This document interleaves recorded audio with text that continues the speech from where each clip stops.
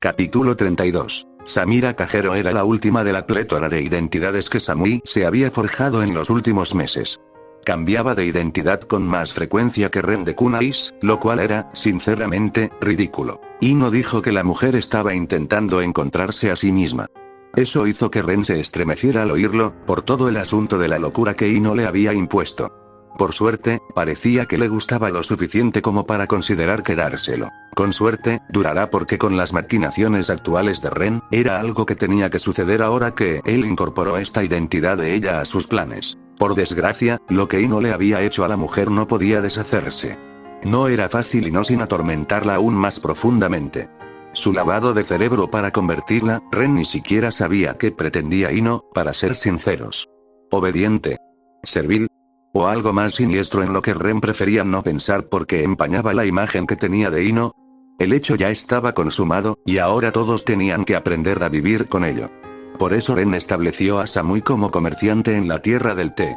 Era su manera de intentar darle una vida agradable, a la vez que era lo suficientemente pragmático como para hacerla útil. Lamentablemente, el mundo en el que vivían era el que era, y Ren tenía que ser realista.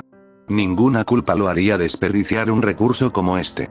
Eso solo lo hacía sentir más culpable y reafirmaba su decisión de no ser un imbécil con ella, lo cual hizo que su coqueteo fuera mucho más problemático. Por alguna razón, a la mujer parecía gustarle coquetear con él a su manera distante, pero que la besara de la nada era la primera vez. Fue una escalada realmente inesperada. Y Ren dudaba un poco que la Samui original, la mujer que quería atravesarle el pecho con una espada revestida de relámpagos con una mirada cruel que impresionaría incluso al Kyuubi, actuara así con él. Quizás eliminar su adoctrinamiento y lealtad a su aldea le dio un borrón y cuenta nueva, y su interés en él era realmente suyo.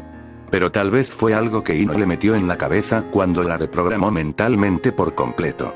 Ren no podía estar seguro, y desde luego no iba a preguntar. Le daba algo de miedo la respuesta. Si su interés no era obra de Ino, abriría una caja de Pandora que no estaba seguro de sentirse cómodo considerando.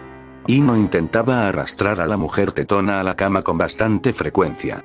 Y el problema era que Ren se veía lo suficientemente indeciso como para intentarlo si no fuera por sus dudas y la culpa que sentía por toda la situación. Después de todo, no era ciego. Samui era, bueno, sexy. Y Nata tenía sentimientos encontrados sobre todo el asunto. No le importaba lo suficiente como para estar a favor o en contra. Su tolerancia era asombrosa, y Ren la apreciaba por ello la mayor parte del tiempo, pero cuando se trataba de este asunto, no ayudaba. Ren miró a Temari e hizo una mueca por dentro al encontrarla furiosa mientras Gaara todavía la sujetaba, con sus brazos firmemente alrededor de su estómago. Bueno, parecía que ahora tenía las tres opciones. El a favor de Ino, el no me importa de Hinata y ahora el de ninguna manera de Temari cuando se trataba de opiniones sobre Samira. Como si eso no complicara aún más la situación. Era de extrañar que siempre intentara evitarla. Suspirando, Ren se irguió mentalmente y decidió seguir adelante. Era hora de ser un hombre. Después de todo, su presencia allí no era casualidad. La había llamado por una razón. Reprimiendo su incomodidad, Ren le sonrió a Samira. Espero que tus chicos estén listos, Samira. Te prometí un trato rentable y pienso cumplirlo. Pero va a costar mucho trabajo. Y como un hombre, decidió ignorar todo el asunto de su coqueteo con él. No te preocupes. Palear es una de las pocas cosas para las que sirven, bromeó con naturalidad, y Ren casi contuvo el aliento cuando Ebizo arqueó una ceja. Obviamente, los Suna desconocían la profunda conexión de Ren con Samira. Pensaban que solo era una comerciante que había estado presente en la aldea por casualidad y que Ren se había acercado a ella para hacerle un trato que ella había acordado provisionalmente. Naturalmente, su presencia en Suna no fue tan casual como les habían hecho creer, pero como Ren quería ayudar a Suna, le dijo a Samira que trajera solo a unos pocos de sus hombres. Suficientes para llenar una caravana comercial de tamaño mediano. El resto podría contratarlo entre los pobres de Suna. En el gran esquema de las cosas, esto no sería ni una gota en el océano para ayudar a Suna. Pero para esas personas, podría salvarles la vida y permitirles recuperarse. Y, por supuesto, la declaración de Samira se entendió con la intención que tenía. No estaba menospreciando a sus trabajadores. Estaba menospreciando a los empleados de Suna, y a juzgar por cómo se desvaneció la alegría en el rostro de Ebizo, él había llegado a la misma conclusión. Bien, dijo Ren con torpeza, con una risa débil y seca, y decidió cambiar de tema rápidamente. En fin, ¿por qué no empezamos? Tengo todo preparado en uno de los campos de entrenamiento. Samira, trae a tus trabajadores y nos vamos. Eso podría ser lo mejor, asintió Ebizo diplomáticamente, frunciendo el ceño y lanzando a Temari una mirada de aguanta. Acallando cualquier protesta que pudiera haber tenido. Tal era el poder del dinero. El acuerdo que Ren intentaba cerrar traería empleos y dinero a Asuna, y Ebizo lo sabía. La razón por la que decidió oficiar esta reunión fue que quería que todo saliera a la perfección. Samira, Ebizo, Ren, Temari y Gaara salieron de la torre Kazekage y se dirigieron al campo de entrenamiento privado de la familia Sabaku, porque, por supuesto, tenían uno de estos, donde esperaron mientras los subordinados de tiempo completo de Samira fueron a buscar su ayuda contratada de Suna. Al poco tiempo, un pequeño ejército de trabajadores con aspecto de indigentes empezó a acercarse al campo de entrenamiento, y al verlos, Ren comprendió mejor la actitud anterior de Samui. Parecía que estaban a punto de desplomarse en cualquier momento. No parecían ser realmente útiles. Esto fue en parte culpa suya.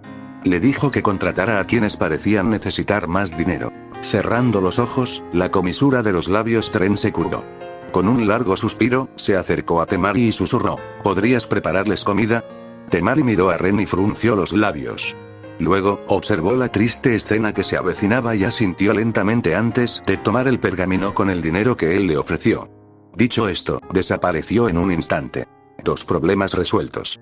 Ren murmuró para sus adentros, satisfecho, sin arrepentirse en absoluto de haber interrumpido la disputa unilateral y feroz que Temari mantenía con la estoica Samira, quien estaba más que feliz provocando a la joven aferrándose al brazo de Ren. Y ahora, Ren estaba absolutamente seguro de que lo estaba haciendo solo para fastidiar a Temari, porque en el segundo que Temari desapareció, Samira soltó su brazo con una pequeña sonrisa. Ren se abstuvo de comentar, miró a Gaara y asintió. Deberíamos empezar, dijo, y le indicó a Gaara que hiciera lo que habían hablado la noche anterior. Se encontraban frente a un enorme contenedor rectangular hecho de tierra endurecida mediante la técnica de liberación de la tierra, revestido con sellos en su interior. Tenía 100 metros de largo y 100 metros de ancho, y alcanzaba 1 metro de altura. Ren tardó 1 hora entera en crearlo ayer, con su deficiente habilidad para moldear chakra de la tierra, y todo iba a derrumbarse en los próximos días, pero para sus propósitos actuales, era suficiente. Ren le hizo una señal a Gaara, y el chico extendió los brazos hacia el contenedor.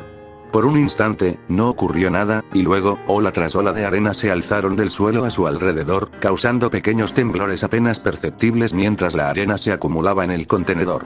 Gaara tardó 1 minuto en llenarlo completamente hasta el borde, y para entonces, Ebizo los miraba a él y a Ren con curiosidad. El hombre sabía que Ren iba a vender algo, pero no sabía qué. Seguramente no sería arena, ¿verdad? Suna habría sido la aldea más rica y hubiera sido así de simple. Ren le dedicó una sonrisa juguetona y activó los sellos del interior del contenedor. El chakra destelló y la arena del interior se convirtió en sal.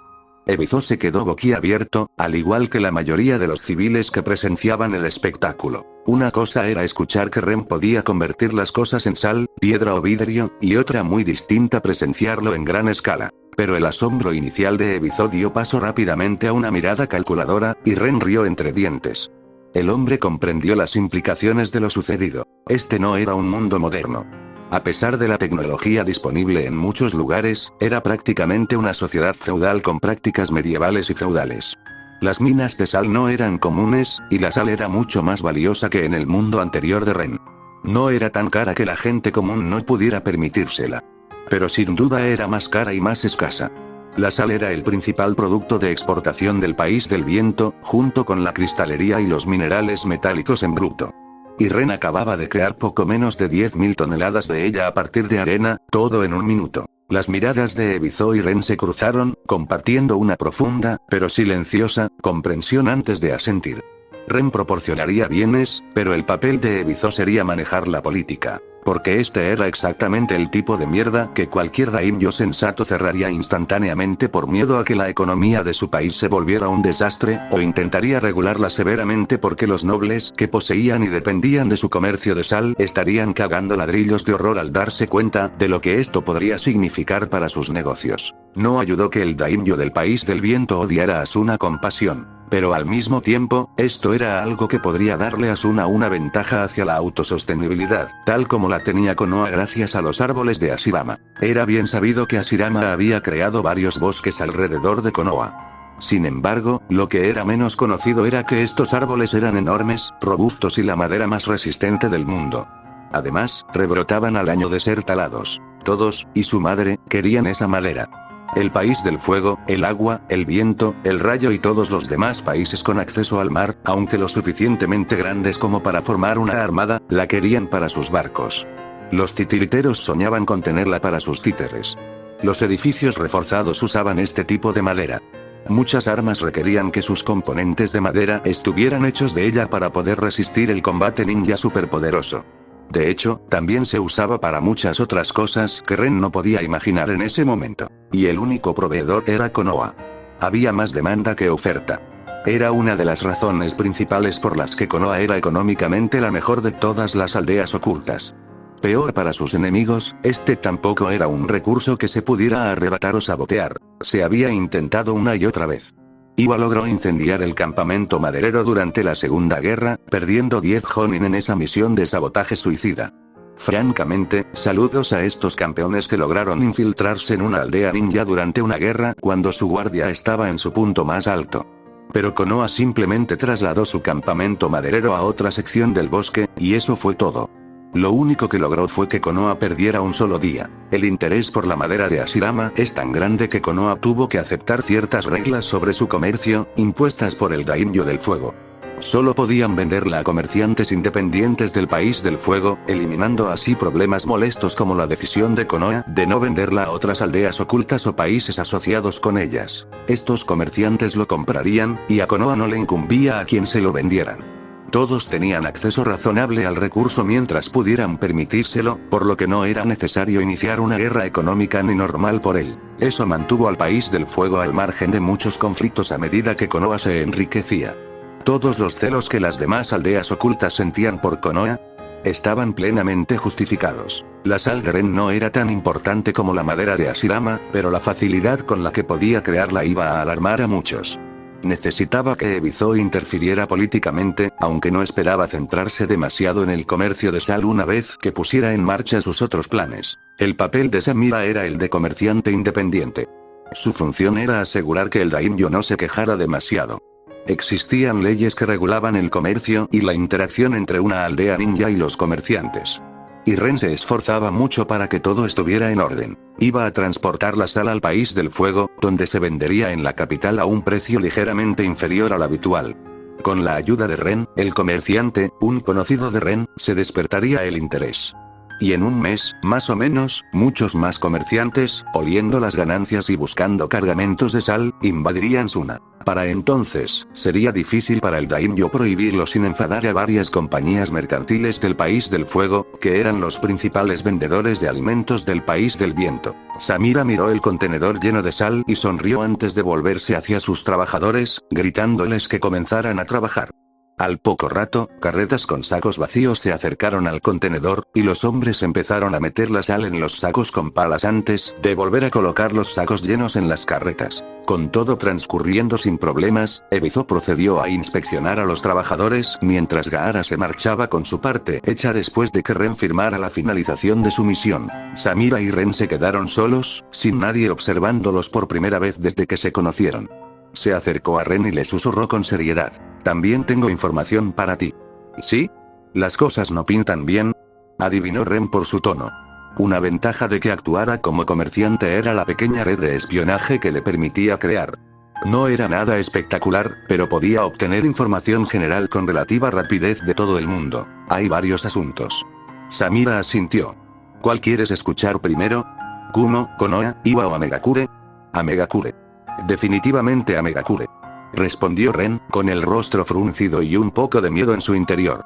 Si algo estaba sucediendo en Ame, entonces era prioritario, ya que Akatsuki estaba estacionado allí. Samira se encogió de hombros con indiferencia y comenzó a hablar. Nadie sabe qué pasó, pero aparentemente, hubo un pequeño terremoto en Amegakure que resonó por toda la aldea y asustó a la población. Tobi es un buen chico, exclamó Tobi alegremente y saludó con la mano a los descontentos miembros de Akatsuki que salían de la sala tras una reunión. La mayoría lo ignoraron, considerándolo insignificante y sin importancia.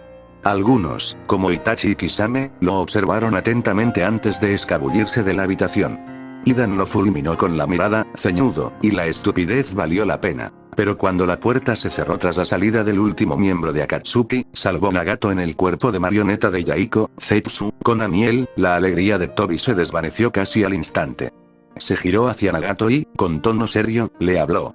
Es lamentable que no se haya logrado romper la alianza entre Konoha y Suna. Yotsuba Ren, ¿qué sabemos de él? Nagato no respondió. Simplemente se giró ligeramente hacia Conan, que estaba a su lado. No mucho, respondió impasible. Es un chunin de Konoha. Usa sellos. Y un ninja bastante competente, a juzgar por su actuación contra el Kumo y nuestros equipos. Su rango oficial no se corresponde con su verdadera destreza. No tengo mucho más que eso. No hubo tiempo suficiente para recopilar información.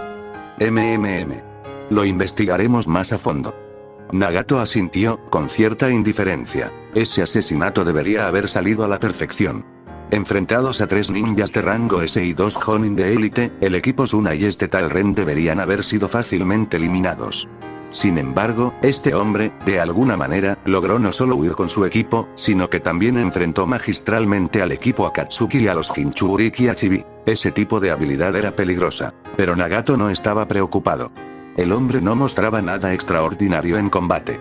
Era un dios, y unos sellos extravagantes no lo detendrían. Es bastante curioso, ¿verdad?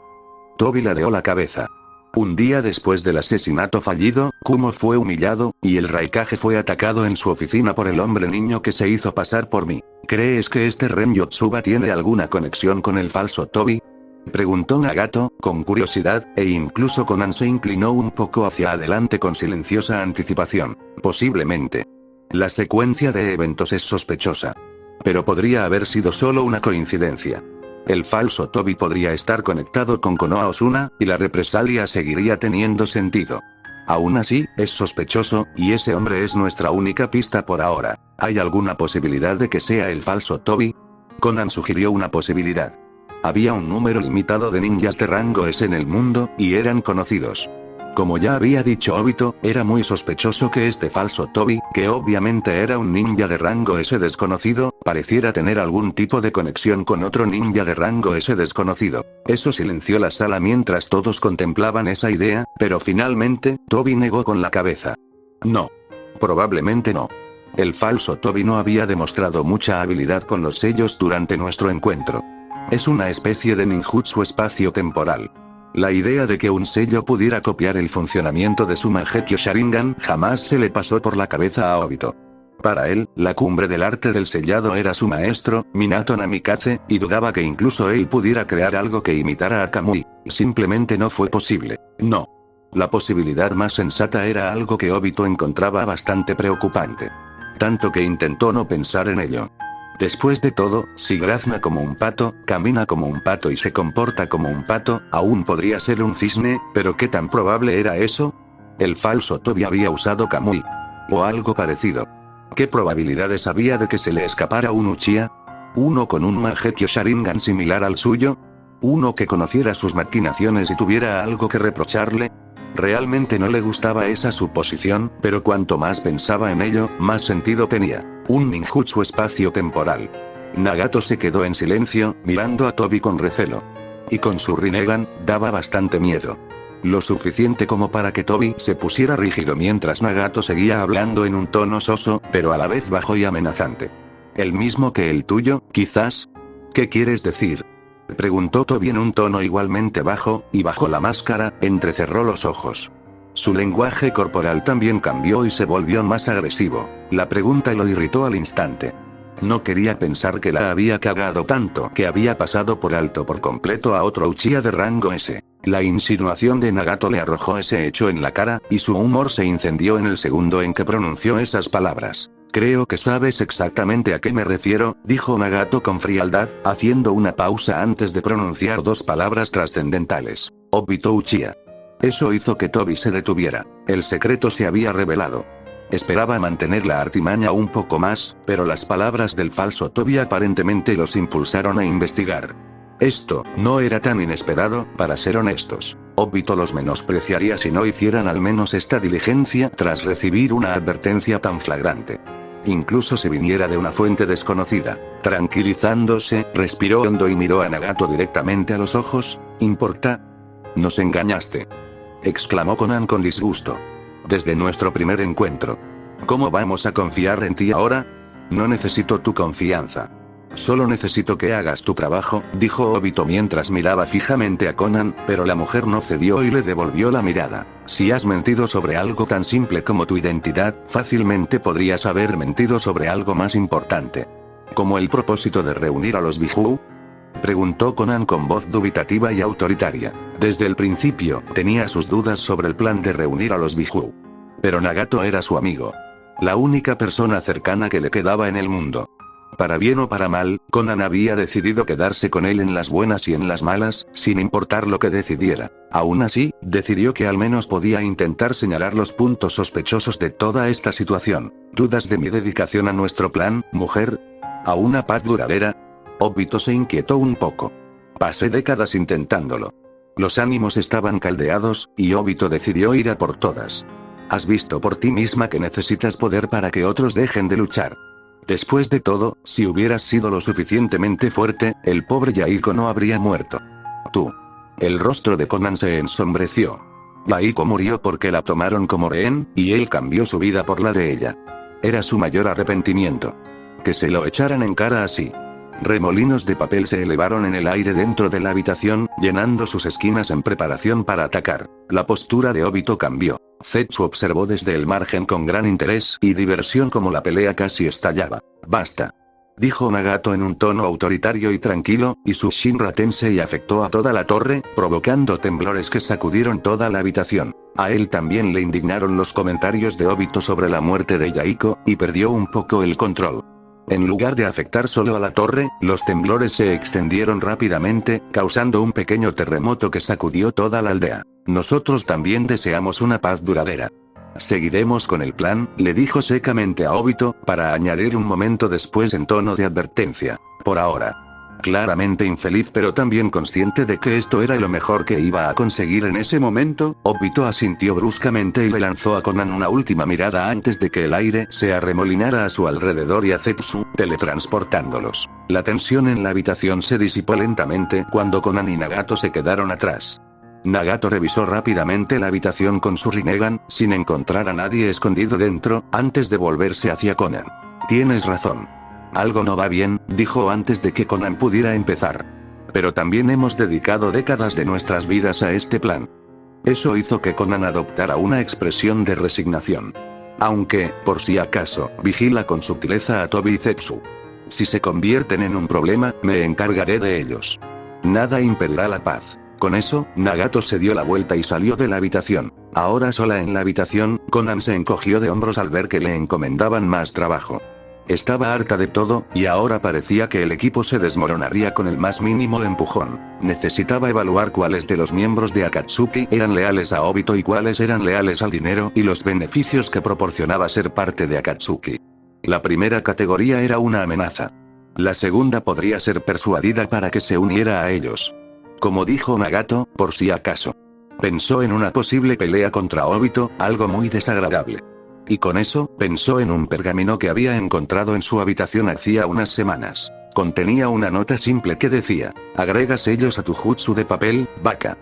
E instrucciones sobre sellos explosivos y de almacenamiento. No necesitaba ser un genio para darse cuenta de dónde venía. Por eso se preguntaba si Ren Yotsuba era el falso Tobi. Sinceramente, presentía que tenía razón. Pero, tanto Nagato como Obito decidieron que era poco probable, y ella se encontró sorprendentemente poco dispuesta a compartir su suposición por alguna razón. Mirando por la ventana, Conan suspiró. Esto no va a acabar bien, ¿verdad?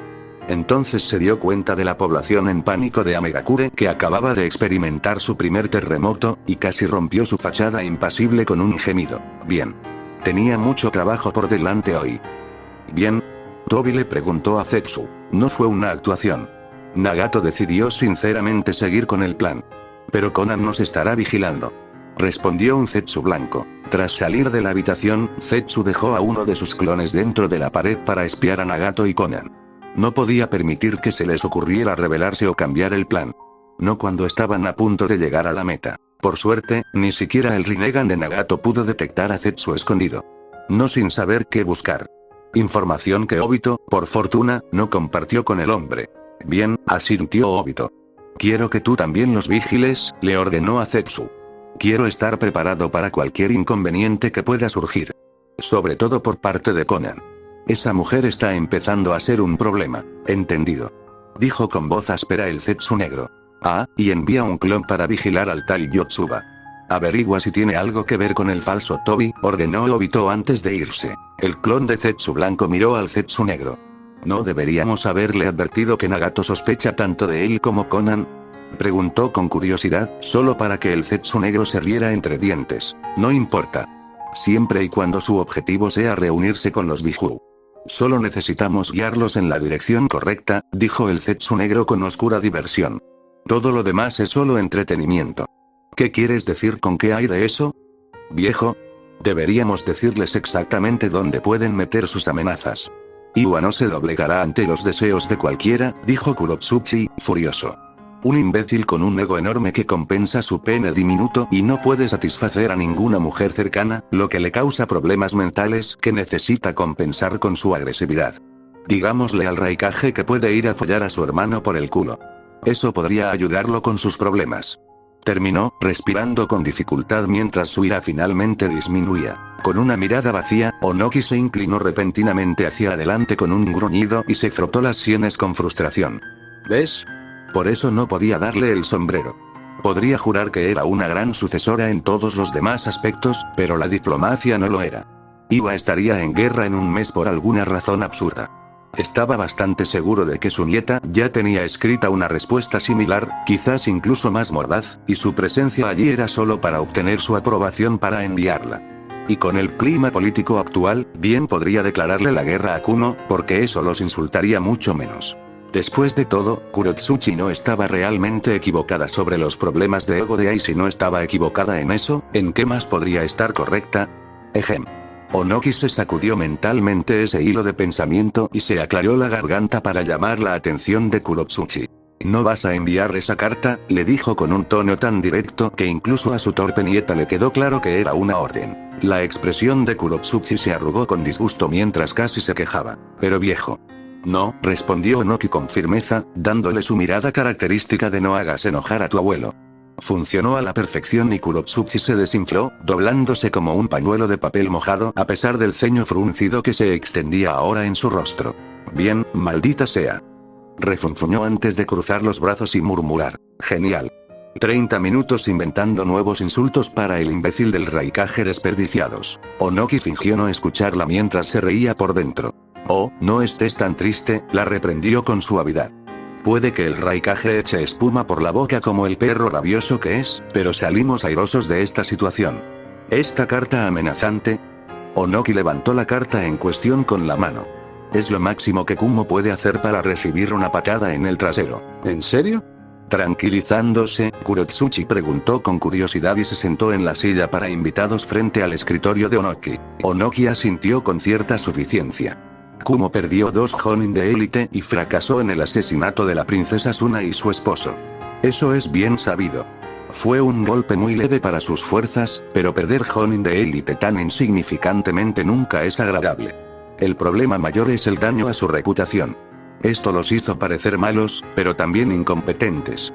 Sin mencionar que las fuentes de Onoki en Kuno le dijeron que Akatsuki tomó represalias por su cuenta después de que Achibi Jinchuriki matara a uno de los suyos, y salió de eso luciendo como un completo payaso. El pico que alcanza las nubes, orgullo de Kumo y hogar de A, ya se llamaba en secreto, burlonamente, el pico con aspecto de mierda. Aún así, no lograron disipar la ilusión que lo cubría, ni siquiera después de 2 semanas de intentos. Onoki sonrió con inmensa alegría por el mal ajeno. Eso debía quemarle el ego con fuerza. Kurotsuchi se inclinó hacia adelante con gran interés, lo que hizo que Onoki se mostrara aún más ansioso por explicar la situación. ¿Y nosotros? Solo perdimos el anticipo para una misión de asesinato a Akatsuki. Se encogió de hombros con indiferencia, porque de ninguna manera enviaría el resto del pago por un fracaso. A Onoki solo le importaba que Iwa no fuera vinculada al intento de asesinato y, por lo tanto, su reputación quedaría limpia. Por supuesto, Suna y Konoha sabían quién había enviado a los Akatsuki hacia ellos. Pero su opinión no importaba. Era la del público en general, los nobles, los comerciantes y los clientes quienes importaban, y sin ninguna prueba fehaciente de su implicación. ¿En serio? Kurotsuchi sonrió, y Onoki lo imitó asintiendo. ¿Y estás seguro de que no puedo enviarte al menos una respuesta un poco mordaz? Puedo bajarle el tono. La sonrisa de Onoki se desvaneció mientras la miraba con cara seria. No. Maldita sea, maldijo Kurotsuchi en voz baja. Ah, bueno, da igual.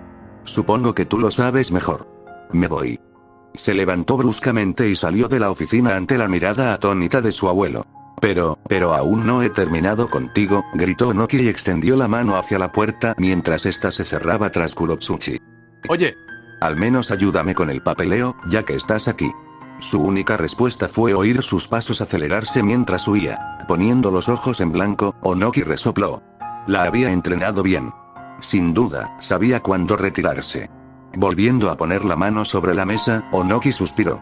Bueno, ese fue un problema resuelto. Ja, Kumo. ¿A quién le importaba Kumo? Tenía asuntos más importantes que considerar. Suna, por ejemplo.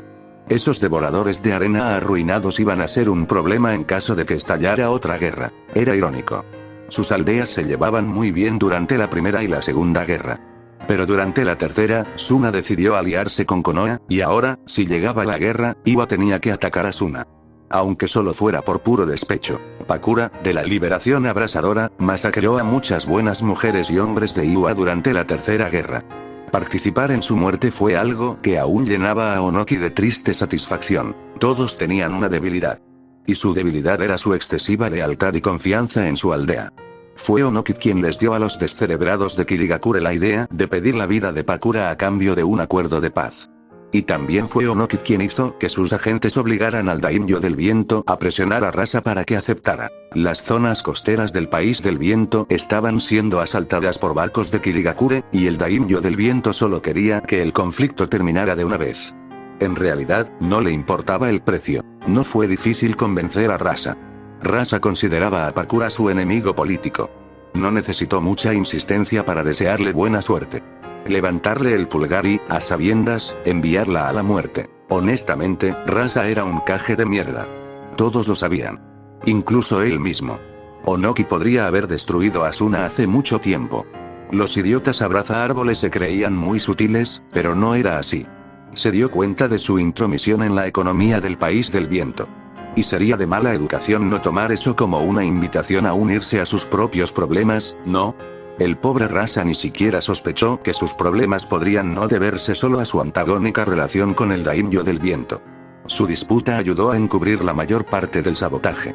En su arrogancia, Rasa ni siquiera se molestó en investigar a fondo. Al menos, ahora en una dirección importante. Si fuera Pakura quien estuviera en su asiento, Onoki se estremeció. Sí, mejor no pensar en eso. Esa bruja era una de las pocas kunoichi que le daban escalofríos. La encontró en el campo de batalla solo una vez, y casi fue momificado 5 veces en 2 minutos, sufriendo quemaduras leves en gran parte de la piel expuesta solo por la proximidad de su liberación de quemaduras. La gente creía que su liberación de polvo era la técnica más letal del mundo. Él decía tonterías. ¿Cómo se lucha contra alguien cuyo maldito ataque a distancia te deja con quemaduras cegadoras incluso si lo esquivas con un margen de 10 metros? ¿Alguien que puede usar esos ataques como si nada? Esconderse en el bosque. Quemó todo el bosque con ninjas de Iwa aún dentro. Saltar al río. Evaporó el maldito río junto con los ninjas Iwa que estaban dentro. Bajar bajo tierra. Bien. Te compraste hasta que te quedaste sin aliento y necesitabas resurgir.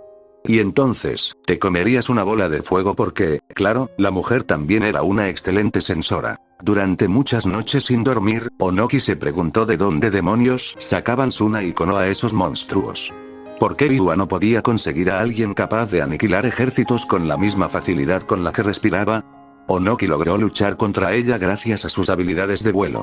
Esto le dio suficiente maniobrabilidad y la capacidad de retirarse a su antojo para que su enfrentamiento fuera más o menos parejo. ¿Pero alguien más?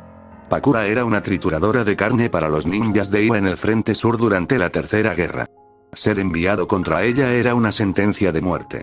Ella prácticamente controlaba sola la mayor parte de ese frente. Si el carnicero amarillo no hubiera masacrado a más de 1000 ninjas de Iwa a la vez y hubiera truncado su camino directo hacia la victoria en esa guerra, sería a ella a quien Iwa odiaría con pasión. Muchos de sus ninjas aún la odiaban. Tanto que aliarse con Suna era imposible. El día que se confirmó su muerte, todo el pueblo lo celebró. Deseaba con todas sus fuerzas acabar con Suna. Asestarles el golpe económico definitivo que destrozaría su aldea. Ellos también se lo merecían. Habría sido una justicia justa. Desafortunadamente, no pudo. Kurotsuchi lo habría hecho. Habría ido directo a la yugular. Y, al hacerlo, habría perdido. Si Suna era destrozada, Konoha intervendría con ayuda, y Suna, discretamente, terminaría siendo una aldea subordinada a Konoha, reforzando enormemente sus fuerzas. No. Era mejor dejar que Suna sufriera una muerte lenta mientras su economía caía en bancarrota, en lugar de acabar con ellos de un solo golpe. No es que Konoha no estuviera tratando de hacer que Suna fuera obediente con uno de sus ninjas de rango S estacionado justo en el medio de Suna, probablemente disfrutando del útero de su princesa a su antojo, mientras que Suna no poseía ni un solo ninja de rango S propio actualmente. Fue una pena que el asesinato no tuviera éxito. Le negaría a Konoha un aliado valioso y recursos. Pero al menos, Kumo se sintió humillado, y el odio, la ira y la erección de hacia Konoha se endurecieron. La carta. Ja. Inconsecuente. Kumo los necesitaba, y ellos lo sabían. Igual que Iwa necesitaba a Kumo. No podrían librar una guerra contra Konoha si tenían un conflicto con Kumo, ¿verdad? A Onoki hacía tiempo que no le importaban los beneficios. Atacar Suna era una tarea ingrata. Literalmente, no había nada trascendental que ganar en sus tierras arenosas y desoladas, salvo la sangre de sus ninjas. Sin embargo, era esa sangre lo que sus fuerzas y su honor exigían, y por eso atacarían Suna en la siguiente guerra. Konoha era diferente, pero también igual. Sus tierras eran ricas y fértiles. Había mucho que ganar. Pero estaban demasiado lejos para Iwa. Desde una perspectiva puramente económica, atacar Konoha no era nada eficiente. Pero no importaba. Lo que su aldea y él querían era venganza. Estaba dispuesto a soportar el ego de Kumo y así eso significaba que Konoha comprendiera, aunque fuera un poco, el dolor que el carnicero amarillo causaba a su aldea y a su gente. De una forma u otra, con el ánimo decaído tras pensar en estos tiempos infelices, Onoki volvió a la carta que estaba escribiendo. Una que iría dirigida al quinto Mizukage en Kirigakure. Y quién sabe, quizás podrían encontrar un punto en común para una alianza de conveniencia contra un enemigo común. En su vida han ocurrido cosas más extrañas.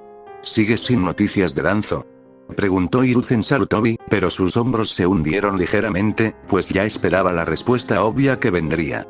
No, señor tercero, respondió un Anbu arrodillado con tono impasible. Hiruzen suspiró y asintió. Muy bien. Retírense.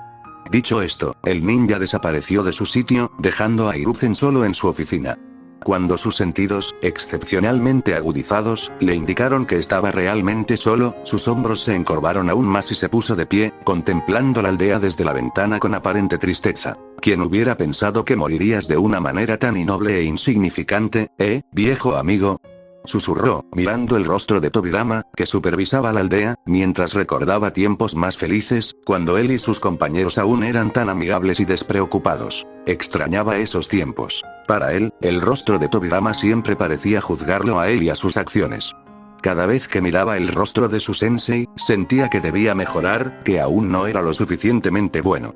Pensó que se desvanecería con el tiempo, pero no, seguía igual que cuando se puso el sombrero por primera vez. La responsabilidad de sus hombros inestables era pesada.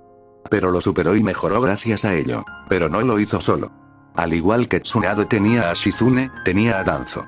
Puede que se hayan distanciado en las últimas décadas, pero hubo un tiempo en que eran ellos contra el mundo mientras Koharu y Mura animaban desde atrás.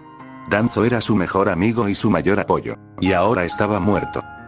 No había confirmación, pero Hiruzen no era idiota. Cuando no apareció para recibir a la delegación de Suna, fue sospechoso, pero al mismo tiempo, algo que Danzo habría hecho si hubiera surgido un problema más urgente con poca antelación. Hiruzen no le prestó mucha atención en aquel entonces. Pero cuando una semana después recibió respuesta de sus contactos en la capital, diciéndole que Danzo aún no había sido visto en la ciudad, empezó a sospechar un poco. No se trata de la muerte de Danzo, sino de sus intenciones.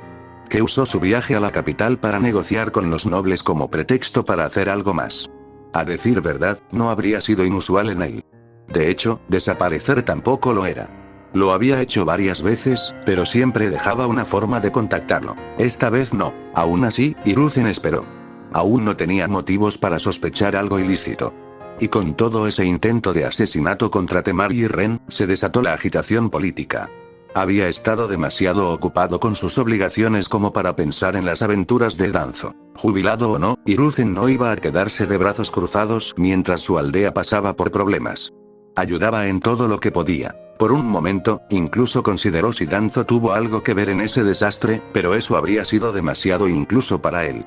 Hiruzen realmente lo creía. En aquel entonces, una sonrisa triste y autocrítica se dibujó en su rostro. Ahora lo sabía mejor. Luego, pasó otra semana, y unos ninjas Anbu de Roth se acercaron a él. Eso lo sorprendió, porque esos bastardos deberían haber sido desmantelados hace mucho, mucho tiempo por orden suya. Le costó mucha paciencia no golpear al hombre allí mismo antes de que abriera la boca. Por suerte, Hiruzen se contuvo. Como siempre. Y menos mal que lo hizo, porque descubrió información muy interesante. Aparentemente, el Root tenía órdenes permanentes de contactarlo y notificarlo en caso de que Danzo muriera o si no podían contactar o localizar a Danzo o a uno de sus comandantes Root durante más de 2 semanas después de regresar de una misión. Danzo era un hombre meticuloso. Un auténtico maniático del control, por decirlo de alguna manera. La única forma de que no pudieran contactarlo a él ni a sus comandantes elegidos durante 2 semanas era que todos estuvieran muertos. El ninja de raíz que contactó con Hiruzen parecía perdido a pesar de su total indiferencia. Era una escena triste.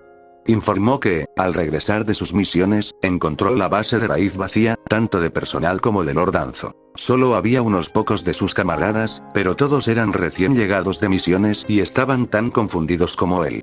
Así que lo eligieron para presentar su caso a Hiruzen. Había una mínima posibilidad de que Danzo desertara con sus fuerzas, lo cual era una idea ridícula. Por radical que fuera, Danzo amaba a Konoha más que a nadie.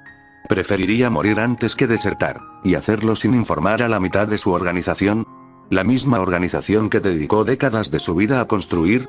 Esa idea era aún más ridícula que su deserción. No. Hiruzen estaba bastante seguro de que Danzo estaba muerto. Solo que no había pruebas, y por lo tanto, aún albergaba una pequeña y fugaz esperanza en su corazón. Una que sabía que era inútil. Pero la cosa empeoró. Justo cuando el ninja de raíz acudió a informarle, varios documentos incriminatorios llegaron al escritorio de Tsunade. Documentos que describían las atrocidades que Danzo había cometido en nombre de la aldea. Algunos incluso implicaron a Hiruzen, y algunos menos severos con razón. ¿Pero las cosas realmente condenatorias? No. Nunca las había firmado. Incluso a él le horrorizaban. Tsunade estaba furiosa, con razón. Y a Hiruzen, se le abrieron los ojos de forma desagradable.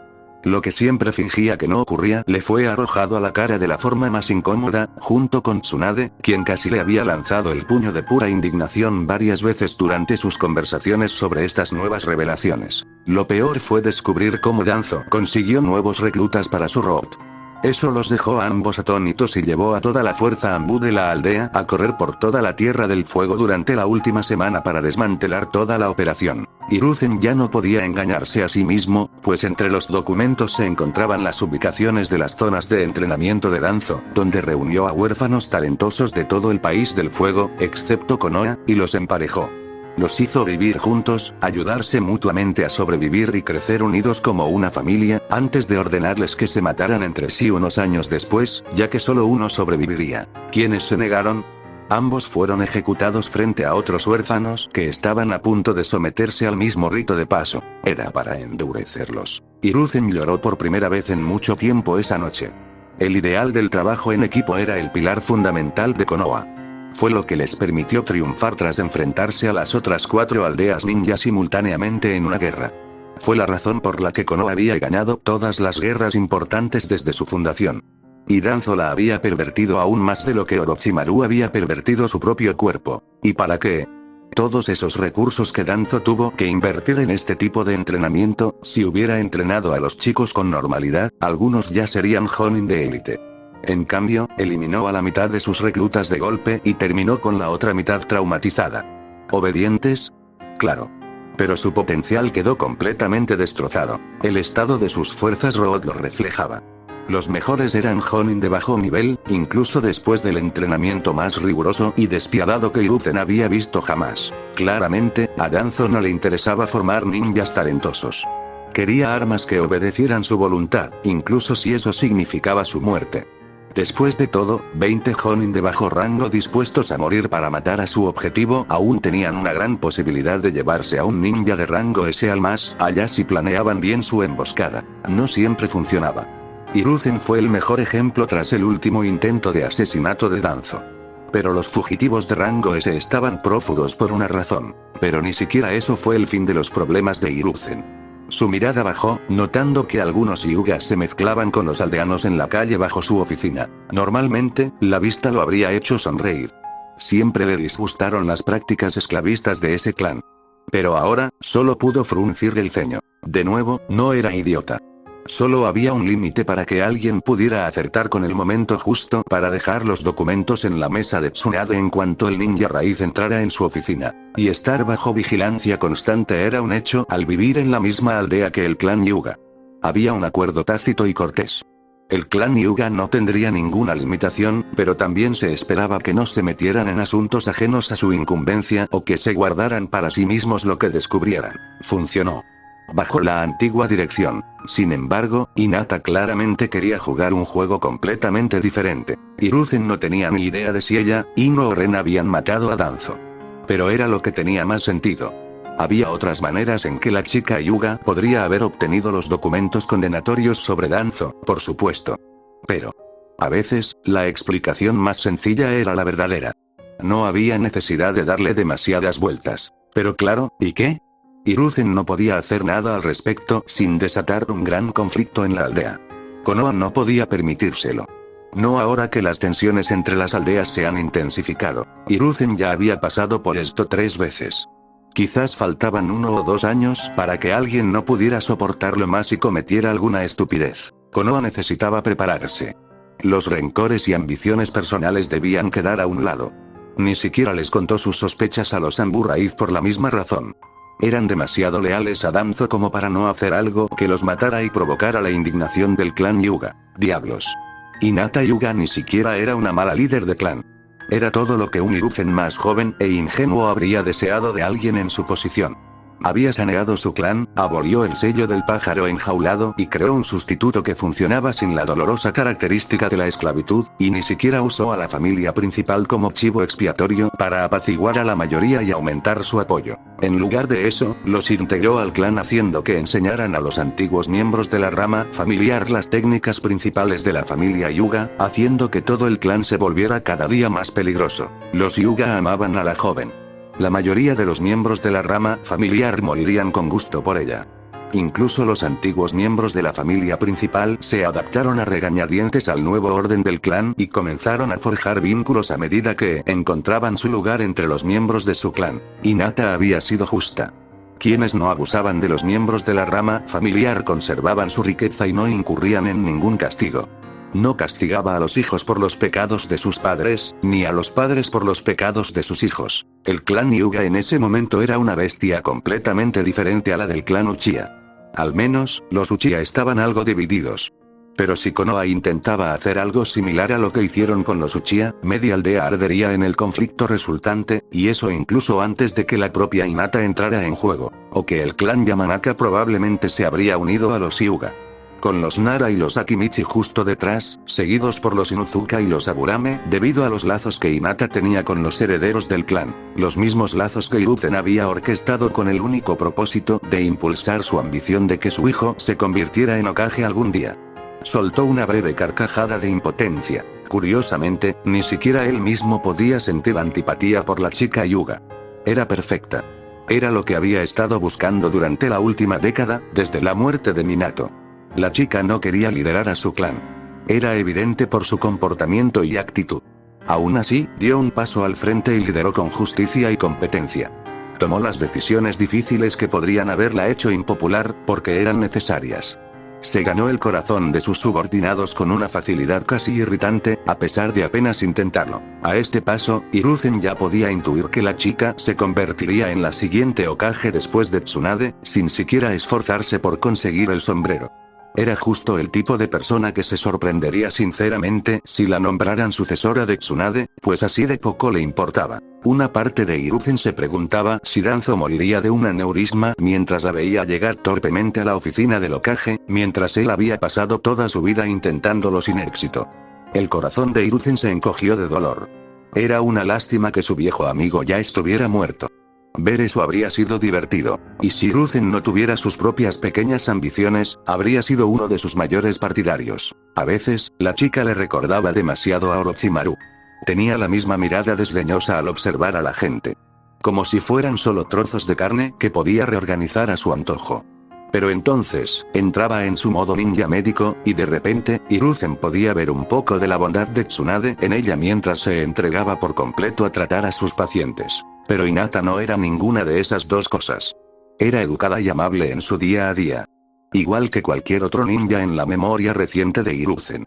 Con un ligero escalofrío, recordó lo que había hecho a las fuerzas del sonido para proteger su aldea, y de repente, pudo ver a Minato en ella.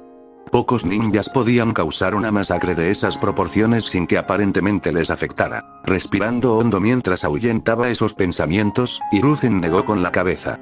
Esto es Ridi. De repente, oyó el crujido de la puerta al abrirse, pero no esperaba visitas en su oficina ese día. Cualquier visitante abriría la puerta de golpe y entraría a toda prisa, como Tsunade, o tocaría educadamente, como cualquier otra persona normal. Esto era diferente.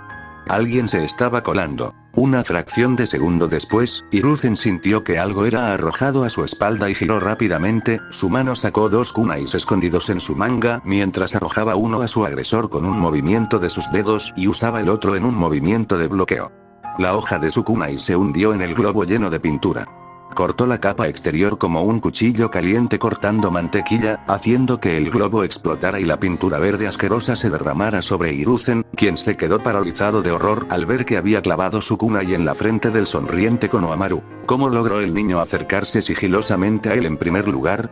El Konohamaru frente a él se disolvió de repente en agua, y un fuerte grito resonó detrás de la puerta cuando el verdadero Konohamaru irrumpió en la habitación, luciendo una sonrisa aún más amplia y presumida que antes, y señaló a Hiruzen. Ja. Piggy Sensei tenía razón. Caíste en la trampa, viejo. El rostro de Hiruzen se retorció en una furia apenas contenida, pero como estaba cubierto de pintura verde repugnante de la cabeza a los pies, solo hizo que Konohamaru cayera al suelo de la risa. Quienquiera que fuese este Piggy Sensei, sufriría, dijo Hiruzen por dentro. Sabía del dudoso libro de bromas que Konohamaru había conseguido de un tal Piggy Sensei. El chico llevaba la última semana intentando pillarlo con una de ellas, desde que la consiguió. Era tan divertido como irritante a veces. Pero claramente, ese libro le estaba enseñando a Konohamaru mucho más que simples bromas infantiles e ineficaces si le permitía al chico pillarlo por sorpresa. La técnica de camuflaje que había usado era algo que Hiruzen jamás había visto en su vida. Viejo, deberías verte la cara. Exclamó Konohamaru entre risas. Hiruzen tuvo que respirar hondo, incapaz de resistir el impulso de frotarse el puente de la nariz, solo para hacer una mueca de disgusto al ver cómo sus dedos se metían un poco de pintura verde en los ojos. Hiruzen jadeó al ver que de repente empezó a arder, y se dio cuenta de que era una salsa de chile extra picante, mezclada con pintura comestible verde. Se le llenaron los ojos de lágrimas. El jadeo permitió que residuos de pintura entraran en su boca, provocando que Hiruzen tosiera mientras estornudaba incontrolablemente. Y luego, para su gran disgusto, descubrió que el polvo picazón también era un ingrediente mezclado en la mezcla infernal, ya que cada superficie de piel expuesta que era tocada de repente comenzó a picar como el infierno. Corrección, pensó Hiruzen en medio de su sufrimiento. Este Piggy Sensei no sufriría sin más. Estaban muertos. Estornudó y sus ojos, con picazón y ardor, se abrieron de par en par cuando el laxante finalmente hizo efecto. El rostro de Hiruzen palideció al sentir un rugido en el estómago y tuvo que esforzarse mucho para defecar. Konohamaru se puso de pie de golpe y extendió las manos hacia el techo formando una W, con expresión de suficiencia. ¡Guau! Por fin gané. Estoy listo para ser Hokage. Exclamó con una emoción infantil, sin tener ni idea del aprieto más urgente de su abuelo. En el puesto de ramen de Ichiraku, Sakura frunció el ceño mientras miraba a Ino, que estaba almorzando con ella. ¿Por qué sonríes, cerdita Ino? Ino le sonrió, solo por un momento, antes de que su sonrisa regresara. No es nada importante. Acabo de recordar un buen chiste sobre que la venganza se sirve mejor con salsa de chile y laxantes, frente. ¿Eh? Te has comportado raro desde que te uniste al departamento de TI. Murmuró Sakura antes de decidir que su ramen era más interesante. Fin del capítulo.